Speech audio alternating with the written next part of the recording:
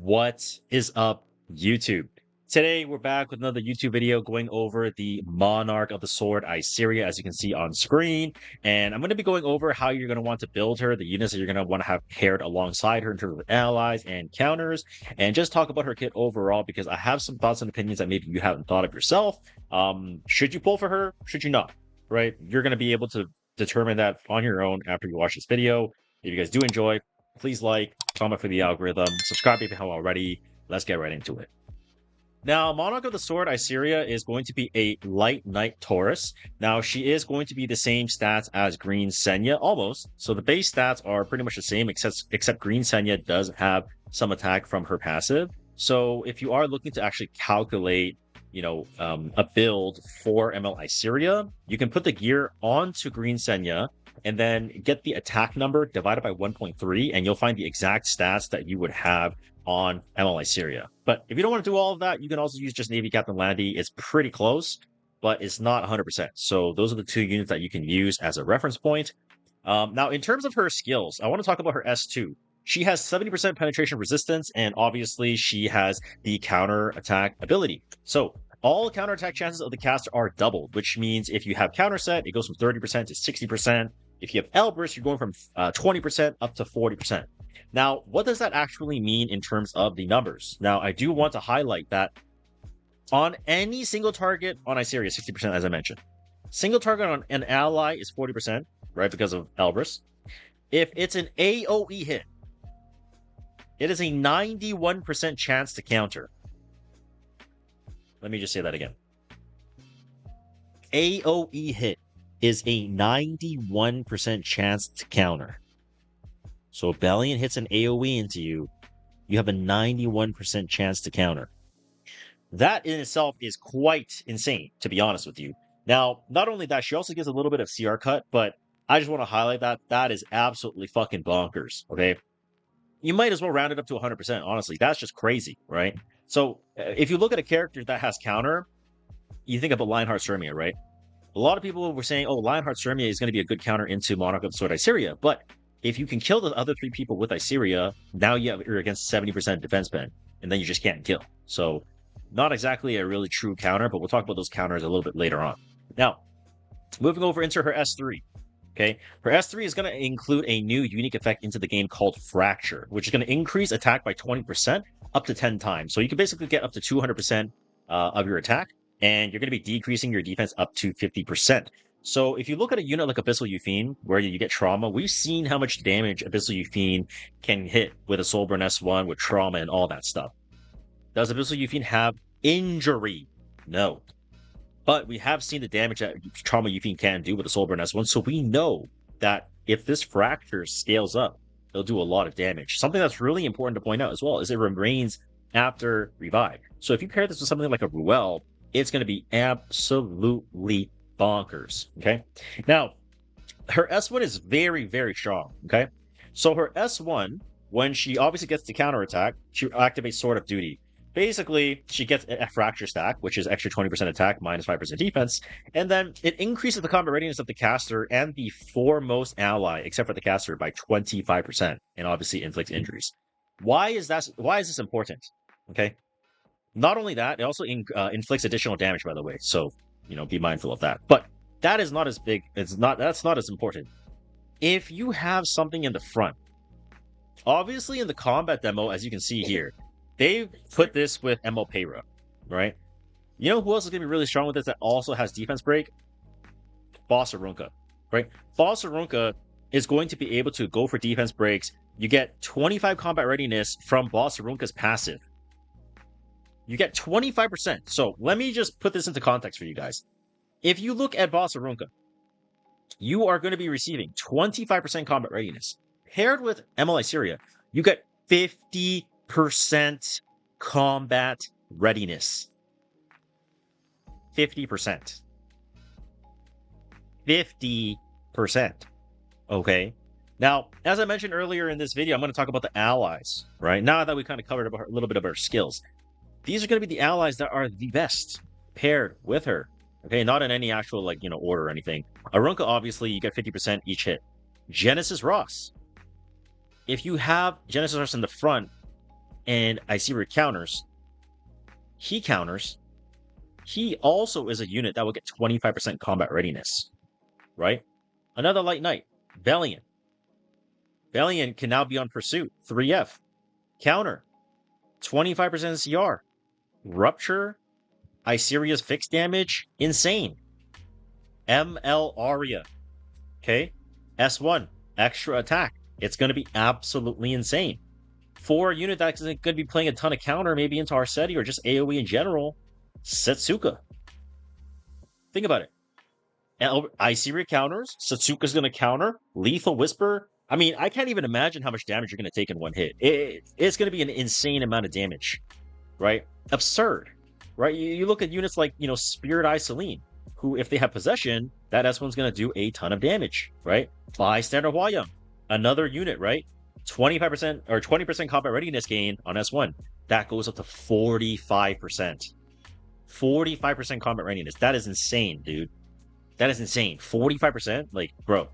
Another unit that's not really worth mentioning, but I will mention it, is going to be Navy Captain Landy. Maybe you're like buff stacking or something, right? You can proc salvos, potentially, and you get 25% combat readiness. This becomes 50% combat readiness with a 40% chance to activate salvo. Like, kind of absurd, man. Kind of absurd. I can totally see people banning more and just trying to run it down with this unit, man. Another character, Blood Moon Haste, right? He has the strip on S1, extra damage. Particularly is going to be good in Harseti matchups. Obviously, in the combat demo, you were able to see Lone Wolf Payra, so that's no surprise because you have Death Break on S1. Paired with Uvarius can be a lot of chip damage overall.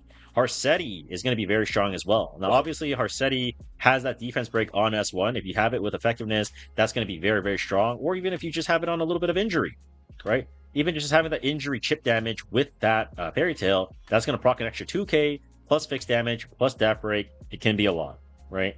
Freerin, right? Freerin is another character. You can get immunity on the S1. Green Landy, right? If you're fighting against, tank down comps with Maid Chloe, Landy's going to be fucking insane. Afternoon Soak Flan, right? The list goes on, right? But Afternoon Soak Flan, right? Also, on maybe Bloodstone, maybe Dreamlike Holiday can also get free counters that could kill. Basically, anyone with CR gain on S1 or defense break on S1 for utility is going to be amazing for Iseria.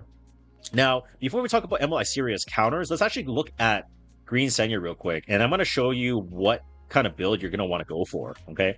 So, obviously, you're going to have Elbrus for extra counter chance. The first build that I am kind of theory crafting is going with Pursuit, HP set, and Immunity. Now, the reason why I want to go for Pursuit set is because obviously that additional fixed damage when you counter is quite significant, so you can get a lot of value out of it, especially as Fracture goes on throughout the game.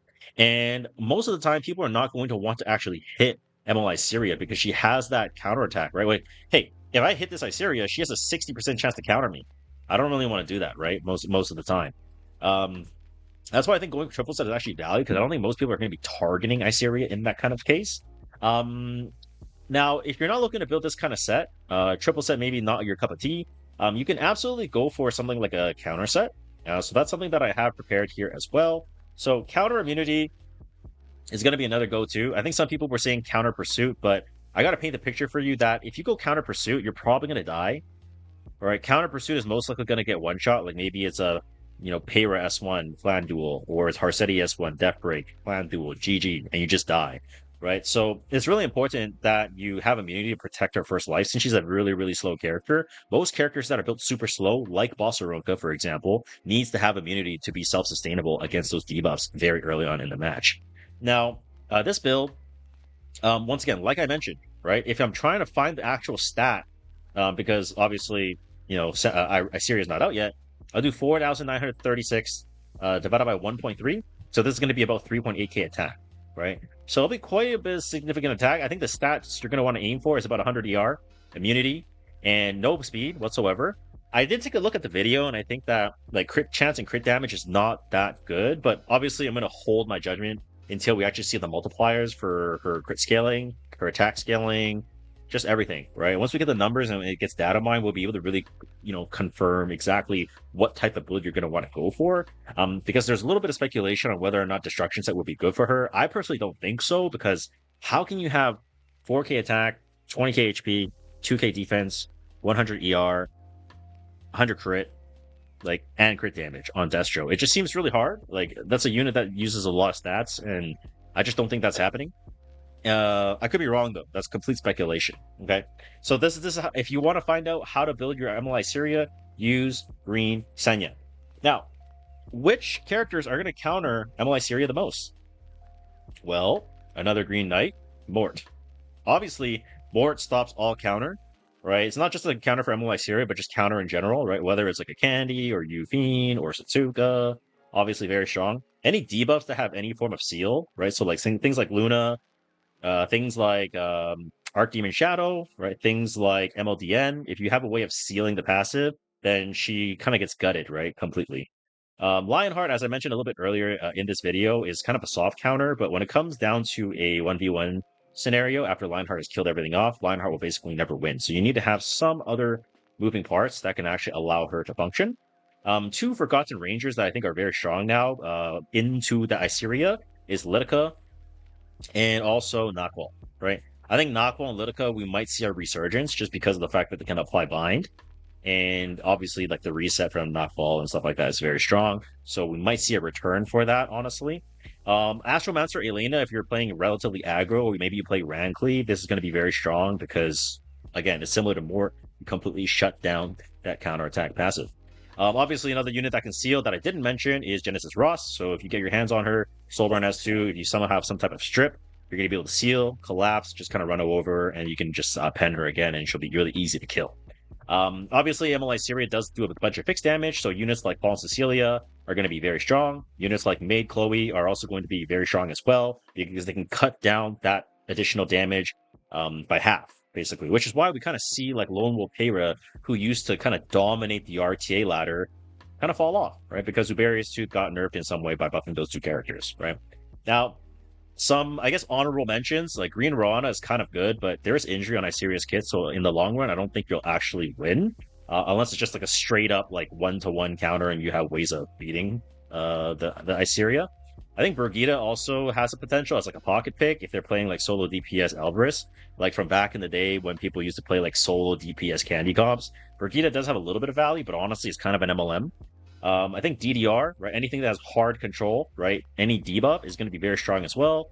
Similarly to a unit like Emil Tenebria, I think Emil Tenebria not as much of a counter, but I think still can be pretty powerful, especially with how prevalent she is in the meta at the current moment in time.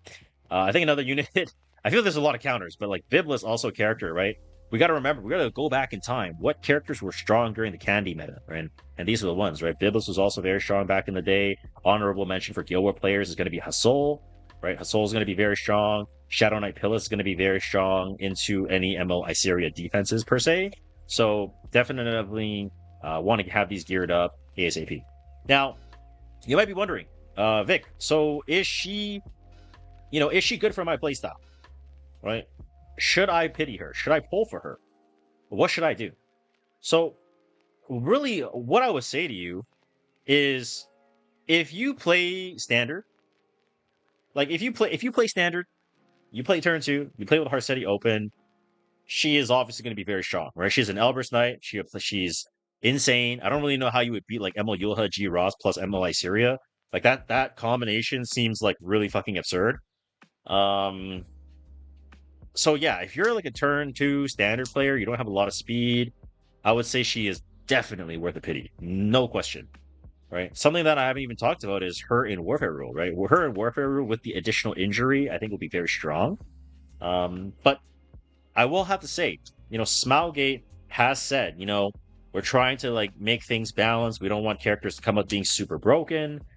I don't think she's broken. You can see that she has some clear weaknesses, right? You can see that I've even wrote down like, what characters counter her, right? She has 16 counters off the top of my head, 15 units that work with her. So there's a lot of characters that obviously are going to function well with her, but she has some clear weaknesses. So I would have to say that she's not like insanely broken. When we look at unit releases like New Moon Luna, like Lady of the Scales, like Boss Sarunka, so on and so forth, right? A lot of my Guild War mains, obviously, like I know my Guild War mains, you're probably wondering like, hey Vic, is this going to be good for Guild Wars? For me, I personally think that she is going to be very strong on Guild War offense. I don't think she'll be very strong on Guild War defense. And the reason why I say that she won't be that good on Guild War defense is because it's really easy, right? You just bring more, you just kind of shit on them, right? Like, what is she gonna do? She can't do anything, right? So, on Guild War defense, I don't think it'll be that strong. In Guild War offense, I think it has some potential, right? A unit that has anti-penetration right now, that's very, very strong, is obviously Empyrean Illinev, right? Empyrean Illinev on her passive has 30% penetration resistance of all allies, right? Now, obviously, I know MLI Syria is 70% pen res for herself. So it's very situational in terms of like what character you're gonna want to bring with her. Like if she can be like that kind of like light bait along with that pen res, then obviously she'll be very impactful in that sense. But I do think she has potential being used in Guild War, honestly, because if you pair her with, like I mentioned, right, if you have like Yulha, Emil Ras plus Iseria, like how the fuck do you even kill them, right? Or if you have like Arunca plus Iseria plus one plus Ruel, it's like how do you kill them? Like you just can't. Like you're just hitting two brick walls that are pushing 50% combat readiness every hit, and you're potentially getting death broken, fixed damage, rocket punch, defense break, roll revive. Like it's just like in Guild War offense perspective, I think it's going to be very, very strong. So we'll see, though. We'll see. Do I think you need her as a Guild War main? No. You can definitely skip her if you only main Guild War. But if you play RTA, you play turn 2, you play standard, you want to try to go for like Emperor or Legend or whatever, then I think definitely you need to consider her. She is definitely a good pull. And also huge shout out to Smaugate, man. Like they actually did a preview for a character before MLDN left the banner. First time they ever did that. So honestly, the big W to Smiley. Hopefully they continue doing this. But anyways, this kind of turned into like a whole rant video, but hopefully you guys were able to get some useful information from this. Yeah, I can't believe this unit has 91% counter on AoE, bro. That's fucking crazy. Anyways, that's gonna be it for me today. I mean, it's not really gonna affect my style. I'm just gonna play Cleave and just Rucker Raw in PUBG. So thanks for watching. Like, comment, and subscribe. Take care. Bye.